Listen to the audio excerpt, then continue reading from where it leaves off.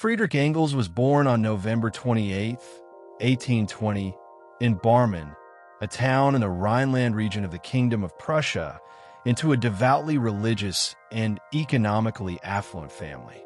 His father, Friedrich Engels Sr., was a successful textile industrialist and a staunch adherent of Calvinist Protestantism.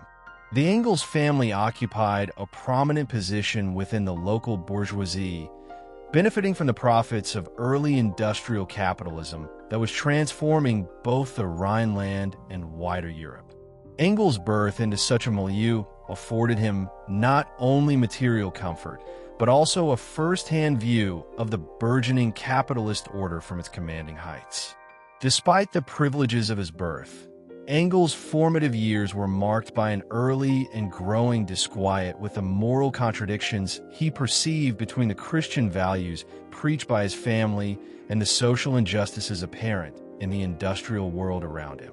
Although raised in an environment steeped in conservative religious and economic orthodoxy, Engels quickly distinguished himself through an inquisitive mind and an acute sensitivity to the disparities between social classes.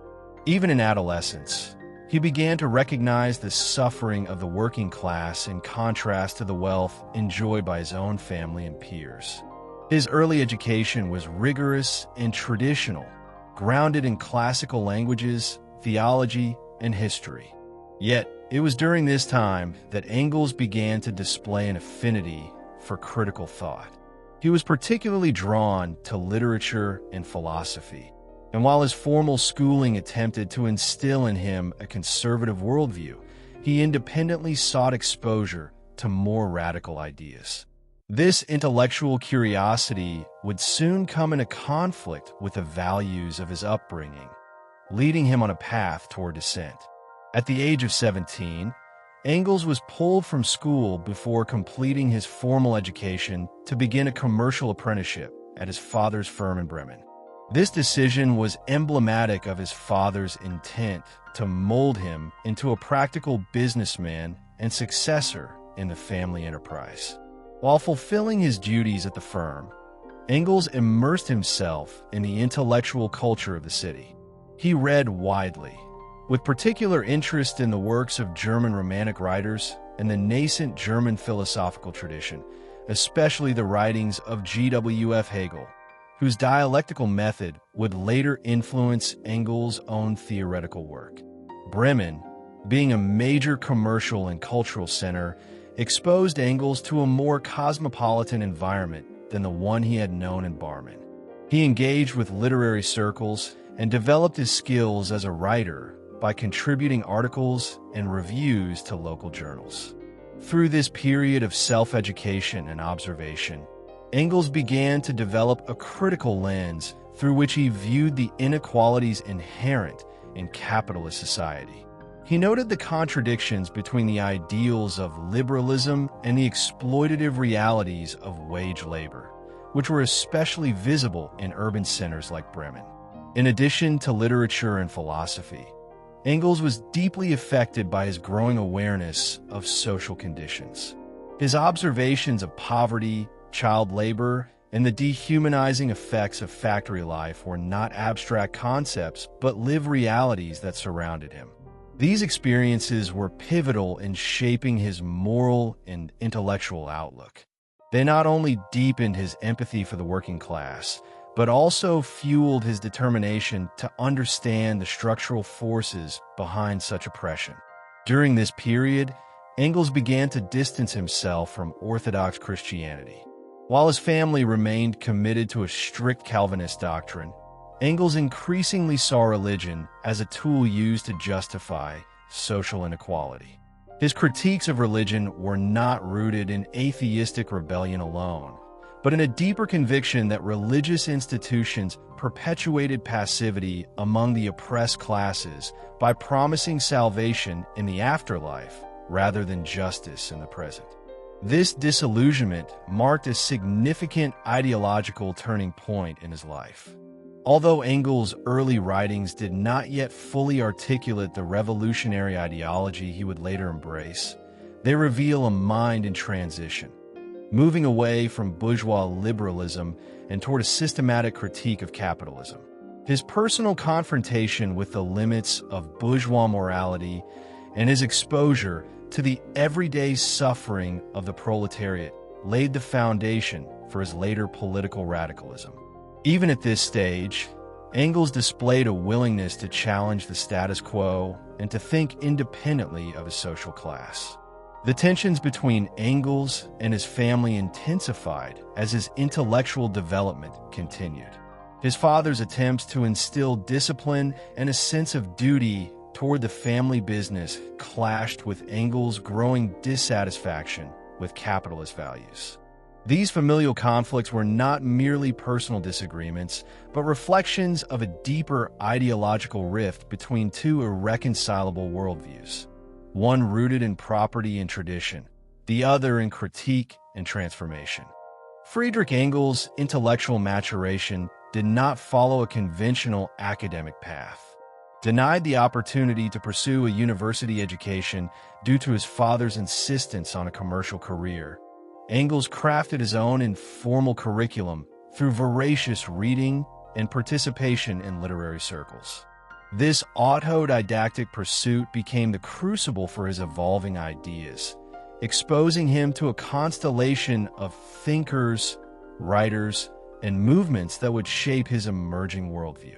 His education, while unorthodox, was intensive, eclectic, and deeply grounded in the philosophical and political ferment of his time. One of the most significant philosophical influences on Engels during his early years was George Wilhelm Friedrich Hegel. Though Hegel's system was complex and steeped in idealism, Engels found in his dialectical method a powerful tool for interpreting change, contradiction, and historical development. Hegel's assertion that history progresses through a dialectical process, thesis, antithesis, and synthesis, resonated deeply with Engels, who would later adapt this concept to materialist analysis. Though Engels eventually rejected Hegel's idealism, he never discarded the dialectical logic at the core of Hegelian thought. Parallel to his philosophical explorations, Engels developed a keen interest in German literature and Romanticism. Writers such as Johann Wolfgang von Goethe, Heinrich Heine, and Ludwig Born provided Engels with not only aesthetic inspiration, but also an introduction to themes of individual freedom, emotional depth, and social critique. These literary influences helped sharpen his sense of injustice and imbued his early political awareness with a humanistic and moral undertone that remained present throughout his life. During his time in Berlin in 1841, Engels underwent a crucial period of political radicalization. Officially enlisted for a year of military service in the Prussian army, he was stationed near the capital but took full advantage of his proximity to Berlin's vibrant intellectual scene. There, he immersed himself in the circles of the young Hegelians, a group of radical philosophers and critics who sought to reinterpret and subvert Hegel's legacy. Figures such as Bruno Bauer, David Strauss, and Ludwig Feuerbach challenged religious orthodoxy and state authority, providing Engels with a framework for critiquing not only theology but also social institutions more broadly. Among the young Hegelians, Ludwig Feuerbach stood out as a decisive influence. His seminal work, The Essence of Christianity, argued that religious beliefs were projections of human desires and conditions rather than divine truths. Engels was captivated by Feuerbach's materialist perspective, which prioritized human experience and nature over abstract spiritual doctrines. This encounter with materialism planted the seed for Engels' later shift from idealism to a scientific approach to society and history. Engels also began to explore political economy, an interest that would become central to his theoretical development. He delved into the writings of classical economists such as Adam Smith and David Ricardo, absorbing the foundational concepts of value, labor, and capital. However, he did not accept these theories uncritically. Instead, He began to recognize their limitations and internal contradictions, particularly their inability to account for exploitation and class struggle. These studies laid the groundwork for Engels' later critique of capitalism and his formulation of a historical materialist approach. In 1842, Engels moved to Cologne and began writing for Rheinische Zeitung, a liberal newspaper that gave him a platform for expressing his growing discontent with the Prussian state and bourgeois complacency. His articles, often incisive and satirical, covered topics ranging from press censorship to social inequality. Though still in his early 20s, Engels quickly gained a reputation as a sharp political commentator. This engagement with journalism allowed him to refine his polemical skills and to engage directly with the pressing political issues of the day. It was also during this period that Engels made his first journey to England, a trip that proved transformative. While this experience is the focus of the next chapter, it is important to note here that the decision to travel was driven not merely by family business obligations, but also by intellectual curiosity. Engels saw England as the heartland of industrial capitalism and sought first-hand insight into the conditions he had studied in theory. His decision to combine observation with analysis marked a defining turn in his intellectual method. Engels' early influences were not limited to abstract theory. He was increasingly drawn to radical political movements and the burgeoning socialist thought spreading across Europe. He read the works of French socialists such as Charles Fourier and Henri de Saint-Simon, as well as the English reformers who advocated for labor rights and universal suffrage. Though he would later critique these early forms of socialism as utopian, their emphasis on social justice and cooperation left a lasting impression on his political imagination. In late 1842, Friedrich Engels arrived in Manchester, England, to work at Ehrman and Engels, the textile firm co-owned by his father and based in the heart of England's Industrial Revolution. Officially, his position was that of a business apprentice, intended to prepare him for a managerial role in the family enterprise. However, beneath the surface of this filial duty was a deeper personal mission: to examine, from within the epicenter of industrial capitalism, the mechanisms of economic production, social organization, and working-class life.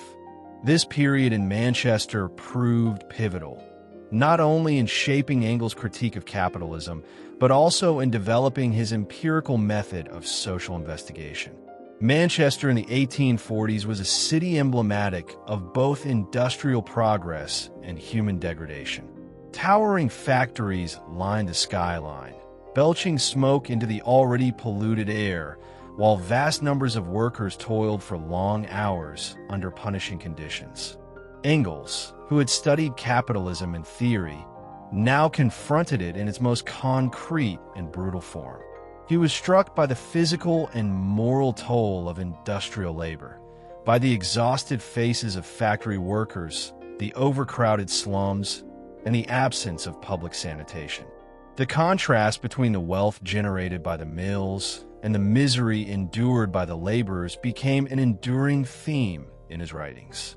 Unlike many members of his class, Engels did not insulate himself from these realities.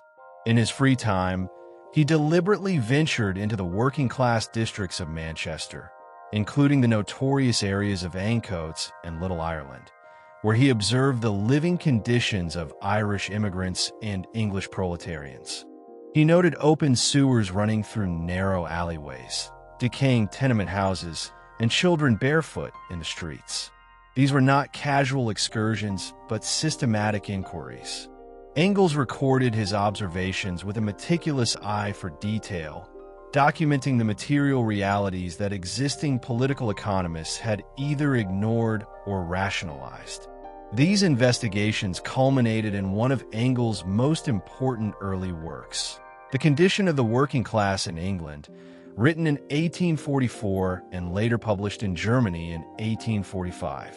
This study combined first-hand observation with statistical data, reports, and interviews, marking a new method in social analysis. Engels approached the lives of workers not as passive data points, but as subjects whose suffering revealed the underlying contradictions of the economic system. His tone was both compassionate and indicting, condemning not only industrialists but also the indifferent bourgeois public that profited from laborers' exploitation. A central insight of the work was Engels' recognition of the class structure as a defining feature of capitalist society. In Manchester, he saw two worlds living side by side: the affluent quarters of the bourgeoisie and the impoverished slums of the proletariat, existing in mutual dependence but separated by indifference and contempt. This duality reinforced for Engels the idea that social relations under capitalism were inherently antagonistic. The wealth of one class necessitated the poverty of another. In this environment, he began to articulate a view of history driven not by ideals or divine will, but by material conflict between classes. It was in Manchester that Engels developed the practice of integrating theory with lived experience. He did not simply observe poverty. He contextualized it within the broader structures of capitalist production, surplus value extraction, and property ownership. This synthesis of empirical evidence and theoretical interpretation would become a defining feature of historical materialism, a framework that Engels would later help systematize in collaboration with Karl Marx. His time in the industrial city offered not only evidence, but also clarity about the forces shaping modern society. Another dimension of Engels' experience in Manchester was his relationship with Mary Burns, a working-class Irish woman whom he met during this period. Burns, who had first-hand experience of the conditions Engels was studying, served as both companion and guide through the city's most deprived districts. While little is known about her personal views due to the absence of surviving writings, her presence in Engels' life had a profound influence. Their relationship, which defied the class boundaries of the time, was a lived rejection of bourgeois conventions and underscored Engels' genuine commitment to the working class. Engels also observed how capitalist industrialization altered not only economic relations, but the very fabric of social life.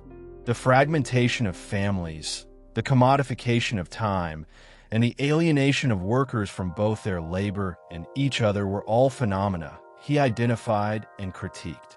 He was especially attuned to the psychological impact of factory work, how repetitive labor under strict supervision stripped individuals of autonomy and creativity. In these observations, Engels anticipated themes that would later be central to Marxist theory. Though still technically an employee of the family firm, Engels increasingly viewed his role there as strategic rather than ideological. The income he received enabled him to sustain himself and support political and intellectual endeavors that would have otherwise been impossible. He used his position to gain insider knowledge of capitalist accounting practices, wage systems, and profit margins. This dual existence, corporate insider by day, radical observer by night, offered him a rare perspective that few social critics of the time possessed. The early 1840s in Europe were marked by political turbulence, social unrest, and a rising tide of radical thought.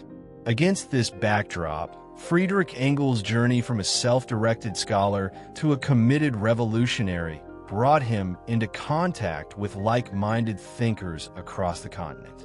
Among them was Karl Marx, a German philosopher and economist whose critical approach to political economy resonated deeply with Engels' own evolving convictions. Though they were initially aware of each other's work through mutual acquaintances and published articles, their first substantial meeting would prove the beginning of an intellectual and personal alliance that would last for decades.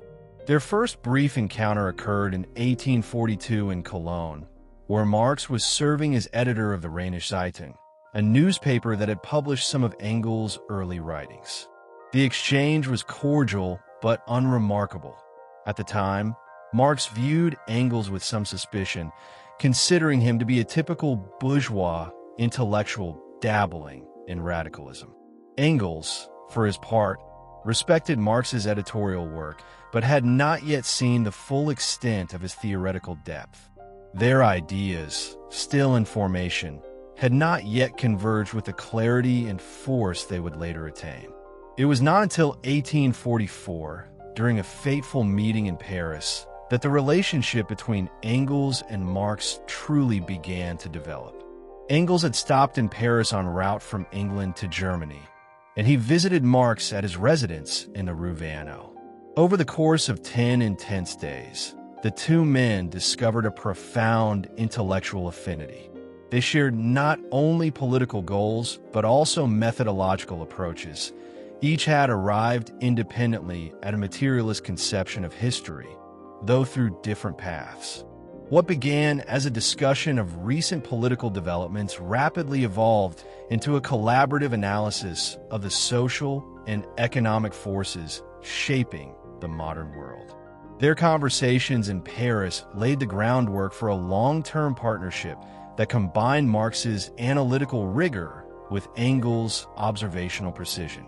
Engels brought with him a wealth of empirical material from his time in England, including unpublished drafts of what would become the condition of the working class in England. Marx, immersed in French socialist thought and German philosophy, provided a philosophical structure into which Engels' data could be integrated. Together, they began to outline the elements of what would eventually become historical materialism, the theory that material economic conditions, rather than ideas alone, drive historical change. Shortly after their meeting, they co-authored The Holy Family, 1845, a polemical critique of the young Hegelians, particularly Bruno Bauer and his circle. This work marked the pair's first formal collaboration and demonstrated their emerging unity of purpose. They criticized what they saw as abstract idealism and philosophical detachment from real-world struggles, instead advocating for a theory grounded in social relations and material conditions. The tone was sharp, the arguments were methodical, and the message was clear. Philosophy had to be brought down from the clouds and anchored in the realities of human life and labor.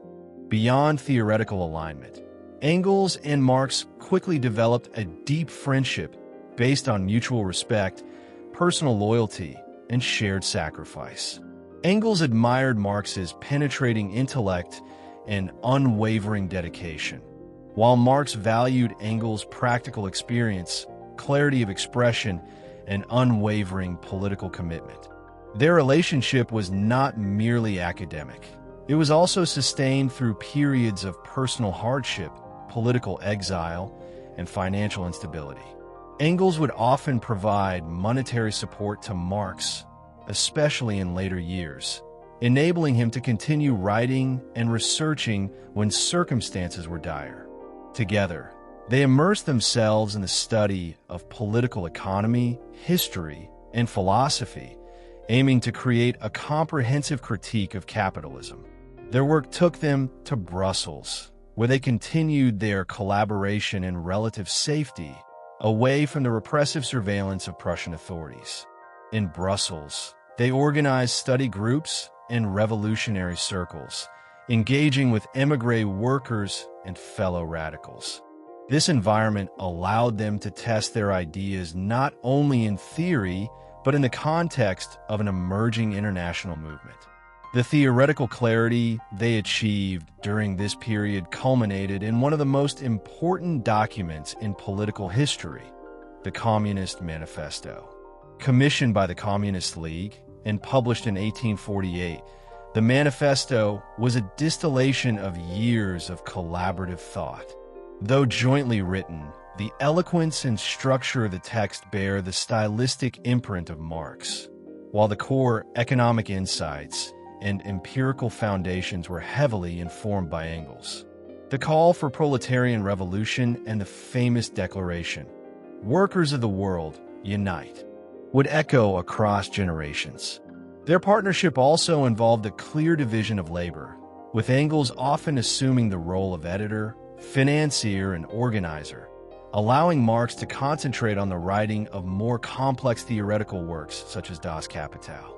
This practical arrangement never implied an equality. Instead, it reflected a mutual understanding of their strengths and a shared commitment to a common cause. Engels' willingness to work behind the scenes demonstrated his selflessness and his unwavering belief in the importance of their collective mission. By the mid-1840s, the political landscape of Europe was reaching a boiling point. The rigid hierarchies of monarchies, the tightening grip of industrial capitalism, and the desperation of the growing proletariat formed the backdrop for revolutionary agitation. Within this volatile environment, Friedrich Engels and Karl Marx began working with the Communist League, a small international political organization of exiled German workers and intellectuals. The League, seeking a clearer ideological direction, commissioned the two men to draft a concise and compelling statement of principles. The result was the Communist Manifesto, a political pamphlet that would come to symbolize revolutionary socialism across the world. Published in London in February 1848, the Communist Manifesto was not intended as a theoretical treatise, but as a call to action. Written in a style that was sharp, urgent, and rhetorically powerful, the manifesto opened with a line that would become one of the most recognizable in political literature. "A specter is haunting Europe, the specter of communism." This line encapsulated the growing fear among ruling classes and the rising consciousness among the working masses. Engels and Marx framed the struggle not as an isolated problem, but as a historical and global confrontation between two antagonistic forces, the bourgeoisie and the proletariat. Engels' contribution to the manifesto went beyond providing empirical data and theoretical scaffolding. His understanding of class dynamics, particularly those he had witnessed firsthand in industrial England, infused the text with a realism that balanced Marx's philosophical rigor. Engels helped sharpen the historical sections, especially those describing the rise of the bourgeoisie through the collapse of feudalism. He also played a critical role in editing the final text, ensuring its clarity and accessibility. Though the authorship is often attributed to Marx alone, the work was a product of joint intellectual labor. What made the manifesto distinct was its ability to unite historical analysis with prophetic vision. It traced the evolution of societies through successive class struggles, culminating in the modern capitalist system, which it claimed would inevitably produce its own gravediggers, the proletariat. The document laid out the revolutionary potential of the working class and proposed a radical restructuring of society through the abolition of private property, class distinctions, and exploitative state institutions. These goals, while utopian to many at the time, were presented with a logical progression rooted in material conditions. At the heart of the manifesto was the idea that capitalism, for all its dynamism, was inherently unstable. Engels and Marx detailed how the drive for profit led to overproduction, market crises, and mass unemployment. They predicted that as capitalist contradictions deepened, workers would be forced into collective action. This revolutionary shift would not emerge from moral outrage alone, but from necessity, a result of economic and social conditions reaching a breaking point. In this vision, the proletariat was not merely a victim of capitalism, but its ultimate antagonist. The timing of the manifesto's publication was remarkably prescient. Within weeks of its release, revolutions erupted across Europe, in France, Germany, Italy, and the Austrian Empire. Though the manifesto was not the cause of these uprisings, it quickly became a reference point for radicals and reformers alike. Its concise articulation of class struggle and its unapologetic advocacy of proletarian revolution captured the spirit of the times. Engels, along with Marx, was thrust into the epicenter of a continent-wide upheaval, where ideas had to be tested in the crucible of political reality. Engels' role in the revolutionary wave of 1848 was active and direct. He traveled to Germany to participate in the uprisings, aligning with democratic and socialist forces against reactionary regimes. He was involved in organizing workers, writing for revolutionary newspapers, and even engaging in armed resistance. In these moments, Engels demonstrated that his commitment to the working class was not confined to theory or writing. He was willing to risk his life for the cause. The experience also provided valuable insight into the complexities of revolutionary struggle, including the challenges of leadership, organization, and political compromise. While the revolutions of 1848 ultimately failed to overturn the established order, they marked a turning point in European politics. Old monarchies survived, but not unscathed. The working class had announced its presence as a political force, and socialism had entered the mainstream discourse. Engels and Marx returned to London disillusioned, yet undeterred. They understood that revolution was not a single event, but a long process shaped by changing conditions and deepening contradictions. The manifesto, though born in the fires of 1848, would remain relevant long after the street barricades had fallen. In the aftermath, Engels turned his attention to sustaining the theoretical momentum of their work. He wrote postscripts, introductions, and commentaries to various editions of the manifesto, adapting its message to new contexts.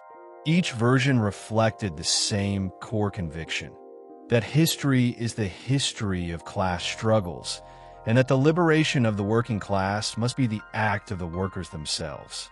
Engels' efforts ensured that the manifesto continued to circulate, influence, and inspire across borders and generations.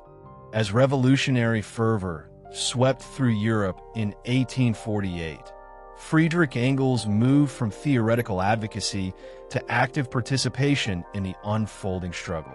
With the ink of the Communist Manifesto still fresh, he returned to Germany, where the revolution had broken out in multiple states within the fragmented German Confederation. Engels saw this moment not as a spontaneous burst of rebellion, but as a potential step toward the realization of socialist objectives. He aligned himself with the left wing of the democratic movement, hoping to push the uprising beyond bourgeois reforms and toward proletarian emancipation. In the Rhineland, Engels joined Karl Marx in Cologne, where they took charge of the Neue Rheinische Zeitung, a revolutionary newspaper that served as the voice of the radical left. Under their editorial leadership, the paper published fierce critiques of the Prussian monarchy, exposed the economic foundations of the reactionary class structure, and called for deeper structural change. Engels' articles, marked by a sharp polemical style, challenged not only conservative forces but also moderate liberals, whom he accused of betraying the revolution by seeking compromise with the old order. As the movement evolved, Engels transitioned from journalism to direct military engagement. He joined the armed resistance in the Palatinate and Baden uprisings, regions in southwestern Germany where revolutionaries had managed to seize temporary control. Engels served as a military aide and analyst, contributing to both strategic planning and battlefield coordination. Though not a career soldier, he quickly gained a reputation for courage and decisiveness, often taking part in skirmishes against the better-equipped and disciplined Prussian army. His willingness to fight alongside working-class volunteers further solidified his commitment to the revolutionary cause. Despite initial successes, the uprisings were poorly coordinated and lacked the support of key social sectors. The revolutionary forces were fragmented by ideological disputes, and their supply lines were inconsistent. Engels witnessed firsthand the difficulties of transforming political ideals into military effectiveness. The Prussian counteroffensive, bolstered by imperial alliances and the full backing of the state apparatus, proved too strong. One by one, revolutionary strongholds fell, and by mid-1849, the revolution was crushed across the German states. After the defeat, Engels became a marked man. A warrant was issued for his arrest, and he was forced to flee. He embarked on a perilous journey through Switzerland, ultimately making his way to London by late 1849. This exile marked the beginning of a new phase in his life, one defined by distance from continental Europe, but not from political struggle. London became a sanctuary for many revolutionaries of the failed uprisings, and Engels reconnected with Marx, who had also taken refuge there. Their personal bond, tested in battle and exile, deepened in these difficult years. Life in exile was not easy. Engels, cut off from his homeland and without a stable income, found himself in a precarious situation. Yet rather than succumb to despair, he redirected his energies into sustaining the intellectual foundation of the movement. While Marx immersed himself in the study of political economy, Engels took on the task of defending and promoting their ideas in the wake of the revolutionary collapse. He wrote extensively in socialist journals, rebutted critics, and refined their theoretical positions in light of recent failures. To support Marx and their shared work, Engels made a significant personal sacrifice.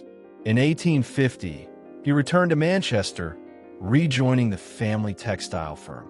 Though he despised the bourgeois lifestyle and the business itself, this position provided him with the financial means to fund Marx's research and writing. Engels managed a factory by day and wrote revolutionary theory by night. This dual life, capitalist in appearance, communist in purpose, was emblematic of his dedication to the cause. His financial support allowed Marx to devote himself entirely to Das Kapital, a monumental project that would have been impossible without Engels' steady backing. Even in exile, Engels remained a vital link between theory and praxis. He maintained correspondence with revolutionaries across Europe, analyzed developments in international politics, and contributed to the ideological coherence of the emerging socialist movement. Unlike many exiles who grew disillusioned, Engels treated the failure of 1848 not as the end of history, but as a lesson in the necessity of stronger organization, clearer goals, and better preparation. He began to focus on questions of revolutionary strategy, especially the role of the proletariat as a disciplined, conscious force. His writings during this period explored the need for scientific socialism, a system of thought rooted in the material analysis of society, rather than in moral appeals or utopian visions. Engels recognized that revolution required not only courage and will, but also a deep understanding of economic laws and class relations. In this spirit, he and Marx refined their theory of historical materialism, placing economic production and class struggle at the center of societal transformation. These ideas would shape the direction of socialist movements in the decades to come. In the quiet offices and factory floors of Manchester during the 1850s and 1860s, Friedrich Engels was waging a revolution of another kind. One not fought with rifles or barricades, but with logic, analysis, and unwavering commitment. After the failure of the 1848 revolutions and his return to England, Engels assumed a dual identity. By day, he worked as a partner in the Ehrman and Engels textile firm, managing commercial operations with skill and precision. By night, he immersed himself in political correspondence, philosophical research, and economic study. This dual life was not a compromise, but a strategic necessity. His income was vital to sustaining Karl Marx and the intellectual labor that would culminate in Das Kapital. Engels' financial support of Marx during this period cannot be understated. Marx, often mired in poverty and plagued by ill health, was wholly dependent on Engels' earnings. For 2 decades, Engels quietly shouldered the responsibility of maintaining Marx's household, paying off debts, and covering the expenses required for research and publication. Despite his distaste for the bourgeois world in which he operated by necessity, Engels saw this arrangement as an investment in the revolutionary cause. His loyalty to Marx was not only a gesture of friendship, but also a calculated act of political strategy, ensuring that the movement's most incisive mind could remain focused on the work that mattered most. Yet Engels was not merely a benefactor.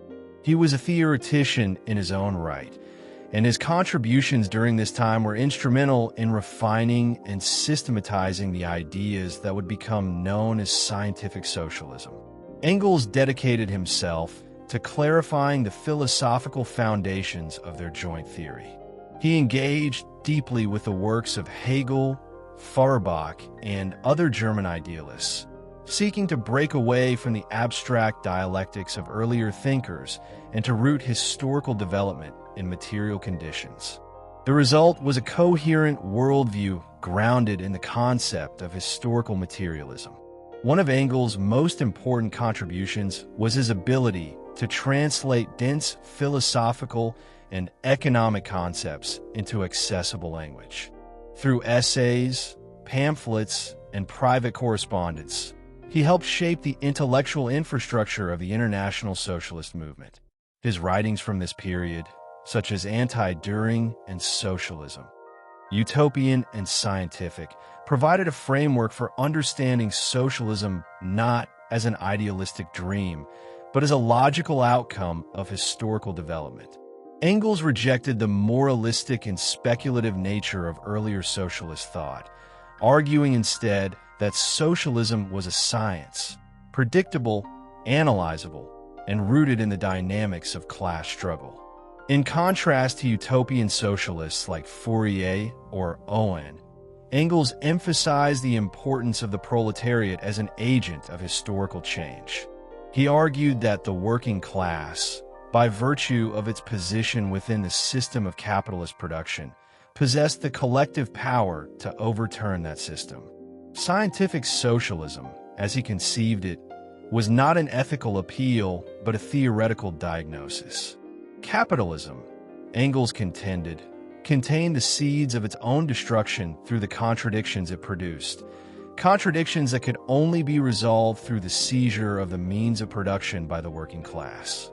During these years, Engels also played a key editorial and organizational role in Marx's major works.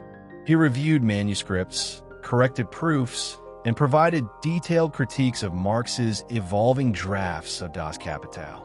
His training in business and exposure to economic practices in industrial England gave him a practical understanding of capitalist mechanics that enriched their shared theoretical work. Engels' sharp eye and command of political economy helped ensure that the final texts were both conceptually rigorous and empirically grounded. While Marx grappled with the complexities of capital accumulation, surplus value, and commodity fetishism, Engels was actively building bridges between theory and the wider socialist audience.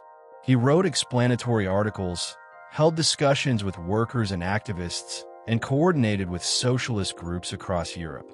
His role as an interpreter of Marx's work was crucial in making dense theoretical texts accessible to labor movements, trade unionists, and intellectuals. Engels understood that ideas alone could not change the world. They had to be understood, adopted, and acted upon by the masses. Engels' organizational work also extended to international socialism. He maintained close communication with leaders of workers' movements in France, Germany, and beyond. He helped shape strategies for the emerging First International Workingmen's Association, although his role became more prominent in later years. Through his letters and essays, Engels cultivated a network of revolutionaries who would carry forward the principles of scientific socialism long after Marx's death. The 1860s also saw Engels beginning to codify their views on other domains of social life, including the family, gender, and the state. He began gathering material for what would later become the origin of the family, private property, and the state, where he would trace the roots of social inequality to early economic structures. This anthropological turn revealed Engels' broader intellectual ambition, not merely to analyze capitalism, but to explore the full spectrum of human development through the lens of material conditions. As Friedrich Engels entered the final decades of his life, his intellectual activity did not wane. In fact, it gained new momentum. Freed from the burdens of factory life after retiring from Ehrman and Engels in 1869, he devoted himself fully to writing, organizing, and guiding the development of international socialism. With Marx increasingly withdrawn due to illness and age, Engels gradually emerged as the leading figure of the movement, revered not just for his loyalty to Marx, but for his own towering intellect and political clarity. The breadth of his later work extended far beyond economics, encompassing philosophy, anthropology, politics, and military science. One of Engels' most influential contributions from this period was The Origin of the Family, Private Property and the State, published in 1884. Drawing upon anthropological research, particularly the studies of Lewis H. Morgan, Engels developed a historical materialist account of early human societies. He argued that the patriarchal family structure, private property, and the state itself did not emerge naturally or inevitably, but were instead products of specific economic transformations. The subjugation of women, in his view, was not eternal but tied to the advent of class-based society. The work was groundbreaking in its attempt to situate gender oppression within a broader historical and economic framework. Alongside his anthropological pursuits, Engels continued to write extensively on political theory and military strategy. His deep interest in warfare, honed during his participation in the 1849 uprisings, matured into a detailed analytical discipline. He contributed regular columns to socialist newspapers, dissecting ongoing conflicts such as the Franco-Prussian War and the Russo-Turkish War. Engels interpreted military developments not merely as isolated events, but as expressions of class interests and imperial rivalry. His ability to explain complex military strategies to a lay audience earned him the nickname the General among comrades.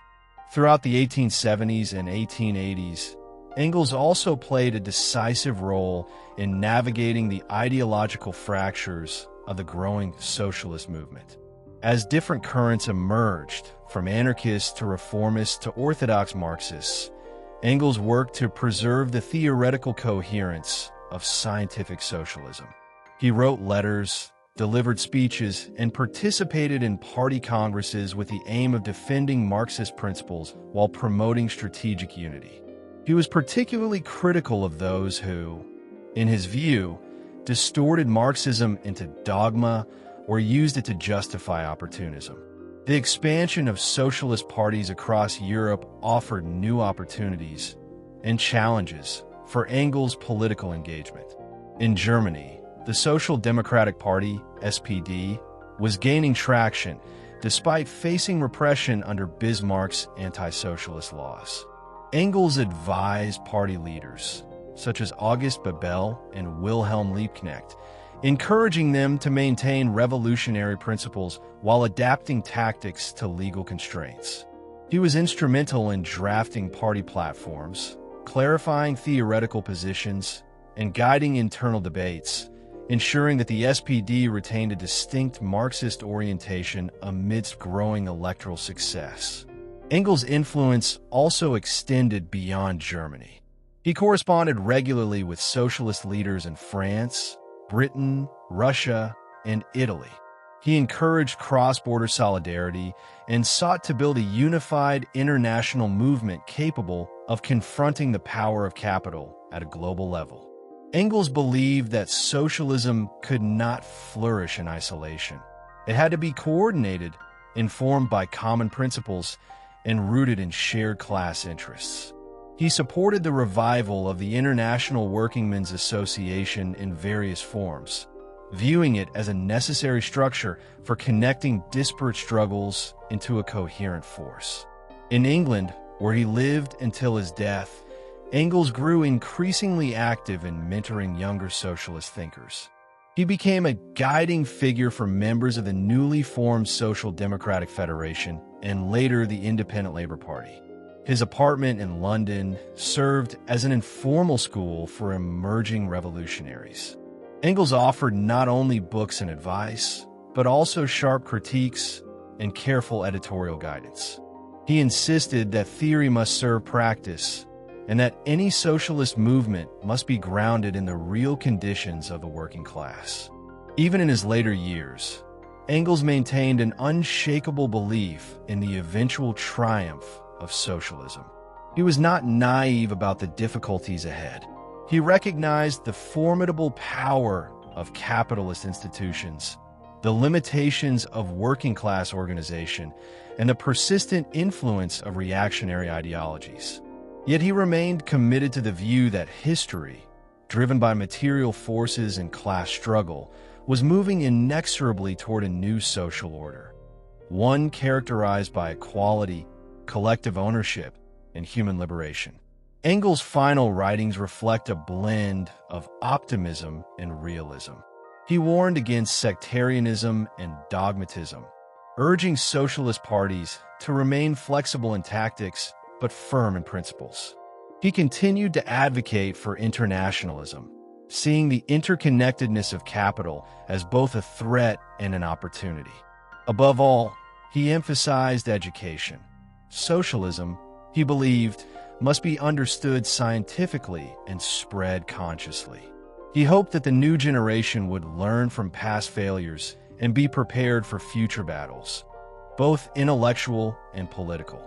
Friedrich Engels' death on August 5, 1895, marked the end of an era for the international socialist movement. His passing left an intellectual and organizational vacuum, one that many feared could never be filled. Engels had been the co-author of the most influential critique of capitalism, the theoretical backbone of scientific socialism, and an indefatigable mentor to the generations of socialists who had rallied behind Marx's ideas.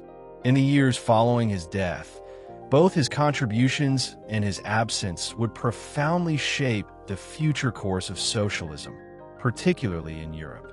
At the time of his death, Engels was widely recognized as one of the foremost intellectual figures of the working-class movement.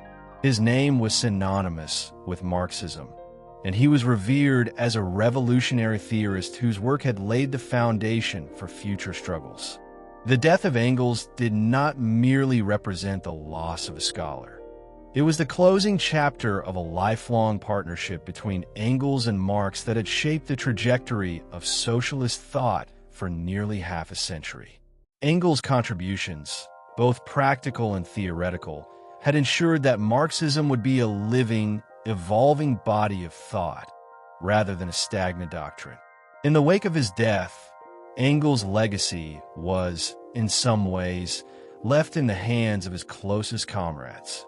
Chief among them was Karl Kautsky, the German Marxist theorist who would go on to become a leading figure in the Second International. Kautsky, who had worked closely with Engels in the years preceding his death, was entrusted with the task of interpreting Engels and Marx's writings for a new generation. He also sought to preserve the historical integrity of Marxist theory, ensuring that Engels' revolutionary legacy would not be diluted by misinterpretations or opportunism. Though Engels' death occurred in the latter part of the 19th century, it was in the early 20th century that his ideas began to undergo critical reappraisal. In the years after Engels' passing, the socialist movement found itself at a crossroads. The Second International, which had been founded in 1889 to unite the various European socialist parties, faced significant ideological divisions. These disputes revolved around the nature of revolutionary action, the role of the state, and the relationship between socialism and parliamentary democracy. Engels, who had advocated for revolutionary change through the proletariat, was frequently invoked by both sides of these debates. Some leaders, such as Kautsky, sought to maintain Engels' vision of a revolutionary struggle led by the working class. But over time, this vision was increasingly challenged. As socialist parties in Europe gained electoral power, many of them turned away from the revolutionary potential of the working class in favor of reformist tactics. The debate between revolutionary socialists and reformists would intensify in the years leading up to World War I, with Engels' writings serving as a touchstone for both factions. Meanwhile, the rise of revisionism within the socialist movement, a more moderate, reformist interpretation of Marxism, posed a challenge to Engels' revolutionary ideals. Edouard Bernstein, a prominent revisionist, argued that the conditions for revolutionary change were not imminent and that socialism could be achieved gradually through democratic reforms and the expansion of welfare programs. Bernstein's ideas were in direct contradiction to Engels' insistence on the inevitability of class struggle and the necessity of a proletarian revolution. The debate between revisionists and orthodox Marxists would come to define the political landscape of European socialism for much of the early 20th century. In Russia, Engels' ideas found fertile ground, especially among the Bolsheviks, led by Vladimir Lenin. Lenin, like Engels, saw the importance of a strong, centralized party to lead the working class to revolution. Engels' writings on the state, the role of the proletariat in revolution, and the necessity of violent insurrection were embraced by the Bolsheviks as they prepared for their own revolutionary struggle. Lenin's interpretation of Marxism, sometimes referred to as Marxism-Leninism, would draw heavily from Engels' work, incorporating the ideas of class struggle and revolutionary violence into the strategy for seizing power. While Engels had always placed a strong emphasis on material conditions and class relations, his views on the state had evolved over time. In his later works, Engels increasingly recognized the need for a transitional state after the revolution, a state that could suppress the bourgeoisie and reorganize society along socialist lines. This perspective would be taken up and expanded upon by Lenin in the early 20th century, particularly in his work State and Revolution, which argued for the dictatorship of the proletariat as the necessary first step toward socialism. At the same time, Engels' death also spurred a wave of publications and memorials dedicated to preserving his legacy. His collected works were published posthumously, and his contributions to the labor movement were widely celebrated. Engels was not only remembered as a theorist, but as a tireless organizer who had helped lay the foundations for workers' movements across Europe. His insistence on internationalism and solidarity continued to resonate with socialist movements around the world, from the United States to India, as they grappled with the challenges of imperialism, capitalism, and class struggle. Despite the many ideological conflicts that arose after his death, Engels' fundamental principles remained the cornerstone of socialist thought in the 20th century. His belief in the centrality of class struggle, the necessity of a scientific approach to socialism, and the ultimate goal of a classless, stateless society would continue to inspire generations of revolutionaries, even as the specific strategies and tactics they adopted evolved in response to changing historical circumstances. In the years following Engels' death, his ideas would also become a point of reference for the growing global anti-colonial movements.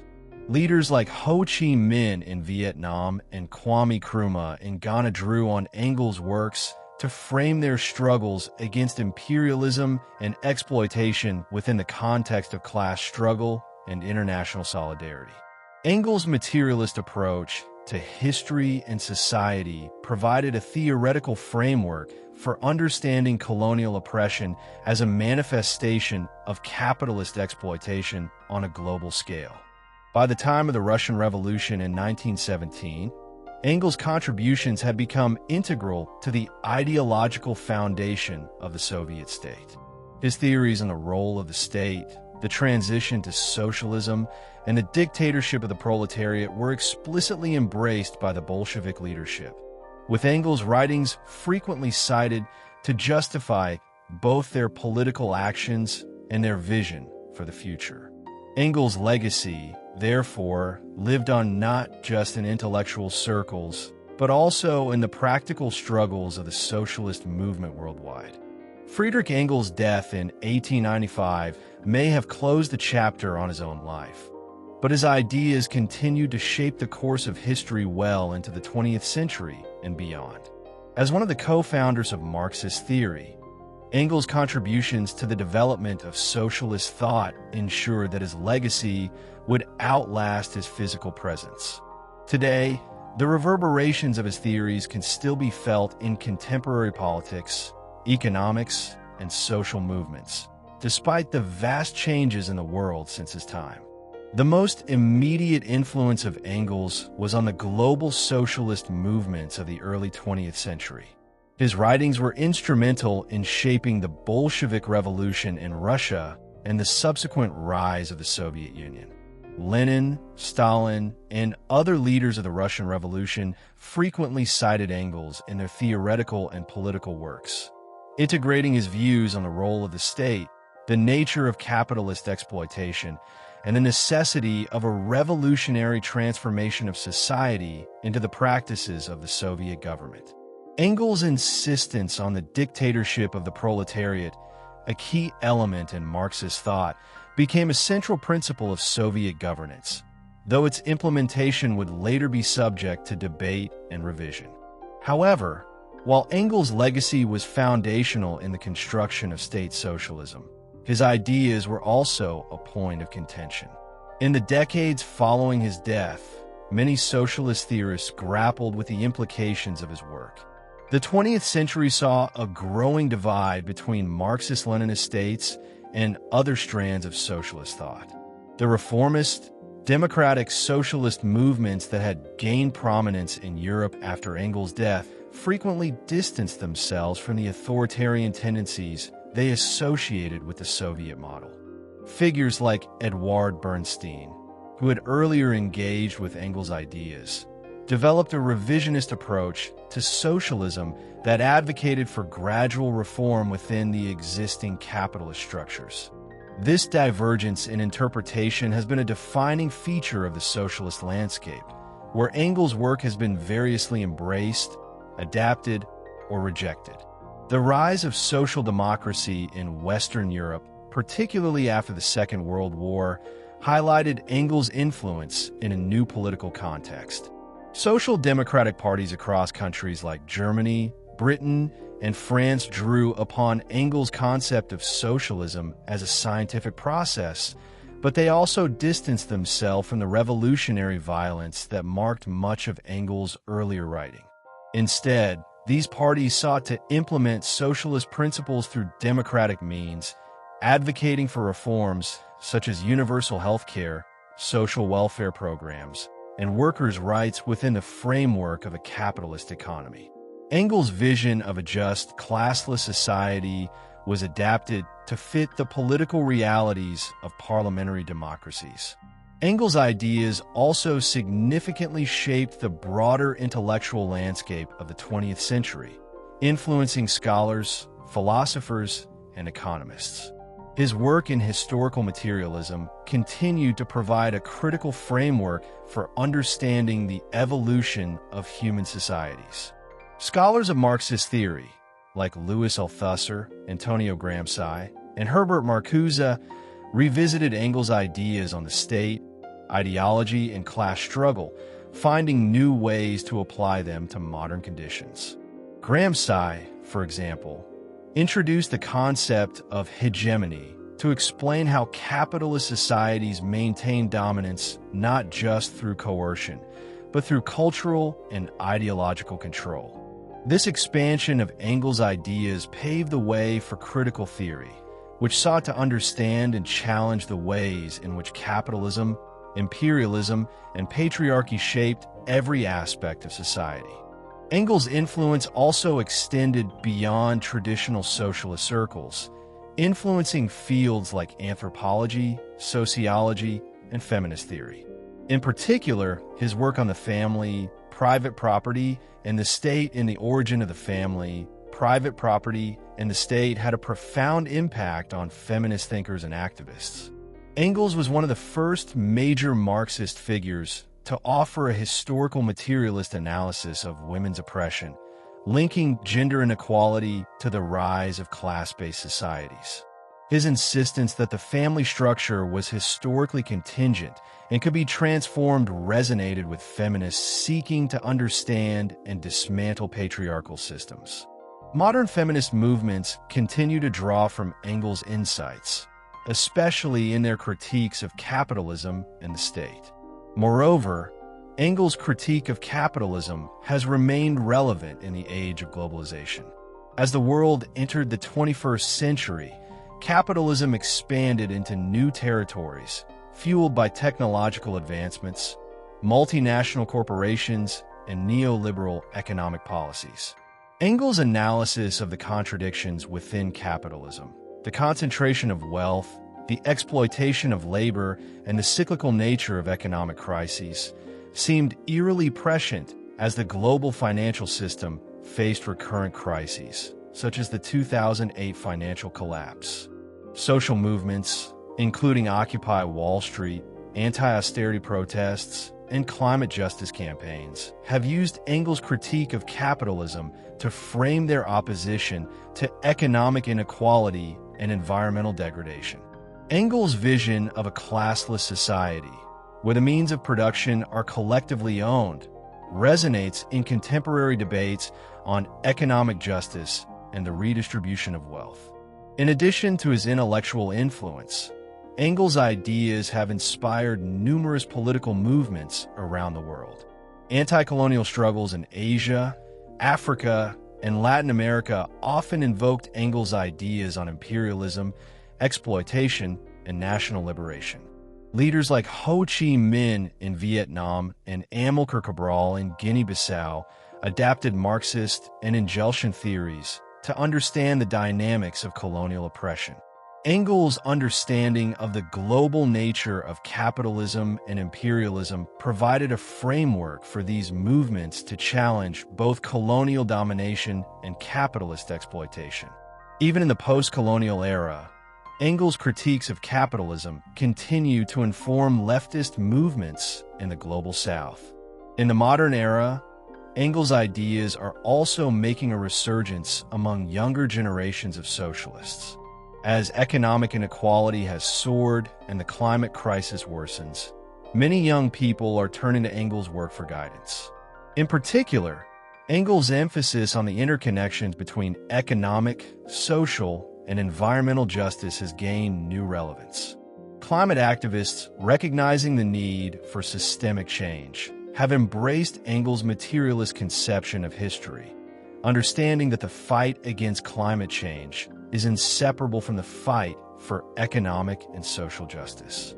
Moreover, Engels' work continues to inspire the study of socialist alternatives in academia and activism.